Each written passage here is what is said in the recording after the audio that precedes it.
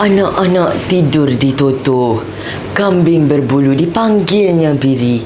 Jika bukan kerana pidato, mungkin tiadanya saya di sini. Assalamualaikum warahmatullahi wabarakatuh.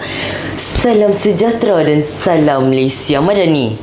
Sekalung apresiasi buat pengerusi majlis yang mulia lagi baik akhlaknya, jujuri barisan hakim yang mulia lagi baik akhlaknya juga, guru-guru yang memberikan ilham dan ilmu kepada murid-muridnya, serta rakan-rakannya saya kasihi sekalian. Berdirinya saya di sini bukan sahaja untuk bertutur kosong, tetapi untuk menyampaikan sebuah pidato yang bertajuk Rukun Negara Menyatu Padukan Bangsa. Cuba anda bayangkan, anda di sebuah jalan dan anda ternampak pergaduhan yang amatlah kejam yang melibatkan pukul-memukul dan penumbukan. Tetapi persoalannya di sini, mengapakah mereka bergaduh? Apakah yang dimaksudkan dengan pergaduhan tersebut? Pergaduhan itulah yang terjadi pada tanggal 13 Mei 1969. Pergaduhan yang terjadi kerana pergaduhan. Tetapi mereka tidak tahu mengapakah mereka melakukan pergaduhan ini. Pergaduhan ini mereka lakukan untuk melihat pangkat antara kaum. Tapi apa maksud pangkat antara kaum tersebut?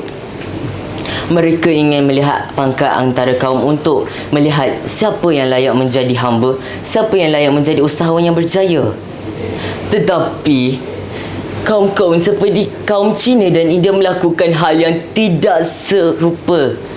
Kaum Cina dan India melakukan kaum Melayu seperti orang gaji dan hamba mereka sendiri, wahai rakan-rakan sekalian. Tetapi selepas kejadian itu berlaku, munculnya sebuah prinsip yang mampu mewujudkan kaum yang mampu bekerjasama antara satu sama lain. Prinsip tersebutlah yang dipanggil sebagai Rukun Negara. Rukun Negara terdiri daripada 5 ayat, seperti kepercayaan kepada Tuhan, kesetiaan kepada raja dan negara, keluhuran perlembagaan, kedaulatan undang-undang, dan kesopanan dan kesusilaan. Tetapi adakah saya ingin menyampaikan kelima-lima itu? Tidak. Tetapi saya ingin menyampaikan 3 sahaja. 3 daripada prinsip tersebut ialah kepercayaan kepada Tuhan, kesetiaan kepada raja dan negara. Kemudian yang terakhir sekali ialah kesopanan dan kesusilaan. Yang pertama, kepercayaan kepada Tuhan. Apakah yang mereka ingin maksudkan dalam kepercayaan kepada Tuhan? Kepercayaan kepada Tuhan ingin menyampaikan sebagai kaum seperti kaum Melayu, Cina dan India harus memiliki agama. Kerana ramai di kalangan Melayu ada juga yang ateis. Ateis itu bermaksud tiada agama. Fungsi kepercayaan kepada Tuhan adalah untuk mewujudkan sifat toleransi antara agama. Seperti kaum Melayu biasanya menganut agama Islam dan kaum Cina biasanya menganut agama Buddha. India pula biasanya menganut agama Hindu. Disebabkan di Malaysia ada 3 agama tersebut, disebabkan itulah kita perlu mewujudkan suatu perkara iaitu suatu perkara yang saya ingin menyampaikan, iaitu sifat bekerjasama dan sifat toleransi. Kerana bak kata pepatah, ilmu tanpa agama adalah buta, agama tanpa ilmu adalah lumpuh. Yang kedua yang ingin saya sampaikan ialah kesetiaan kepada raja dan negara. Wahai rakan-rakan sekalian, kenapakah kita patut setia kepada raja negara kita? Kita perlu melakukan hal tersebut kerana kita harus mempunyai satu pemimpin dalam negara kita. Seperti negara Malaysia, adanya sultan terbaru kita, iaitu Sultan Johor. di negara lain juga ada.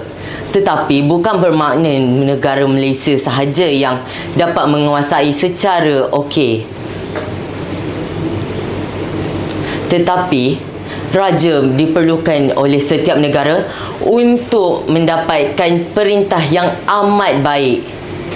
Disebabkan itulah raja mempunyai kuasa yang amatlah tinggi. Fungsi raja adalah untuk memimpin negara untuk menjadi lebih baik. Dan pemimpin raja adalah